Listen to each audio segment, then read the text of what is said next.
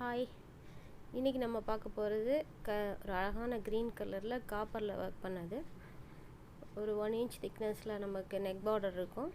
அதுக்கப்புறம் செக்ஸும் லைன்ஸும் மிக்ஸ் பண்ண மாதிரி ஸ்லீவ்ஸில் இருக்கும். ஸோ இதை எப்படி ஒர்க் பண்ணிக்கிறோன்னு நம்ம பார்க்கலாம்.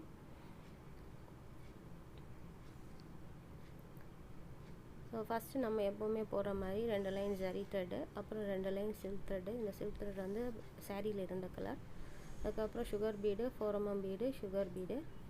அதுக்கப்புறம் டியூப் பீடுக்கு 2க்கும் மிடில் சுகர் பீடு. திருப்பி அதே same sugar bead, 4 mm bead, sugar bead.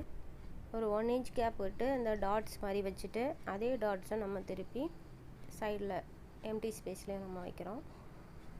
இப்படி தான் இருக்கும் அப்புறம் ஃபினிஷிங்கு.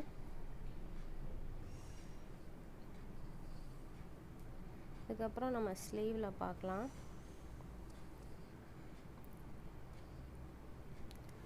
ஸ்லீவில் வந்து செக்ஸும் லைன்ஸும் மிக்ஸ் பண்ணியிருக்கோம். ஓரளவுக்கு ஃபுல்லாக கவர் ஆகிற மாதிரி தான் இருக்கும்.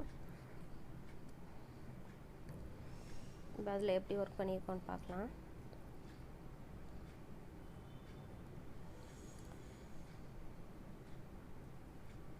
ஸ்டார்டிங்கில் எப்போவுமே பண்ணுற மாதிரி 2 லைன் ஜரி, அதுக்கப்புறம் 2 லைன் சில்க் த்ரெட், அப்புறம் sugar bead, 4 mm bead, sugar bead. அதுக்கப்புறம் செக்ஸ் ஒரு 3 inchesக்கு லைன் போட்டு செக்ஸ் பண்ணியிருக்கேன். செக்ஸோட மீட்டிங் பிளேஸ்லேயும் நம்ம டாட்ஸ் வச்சுக்கலாம்.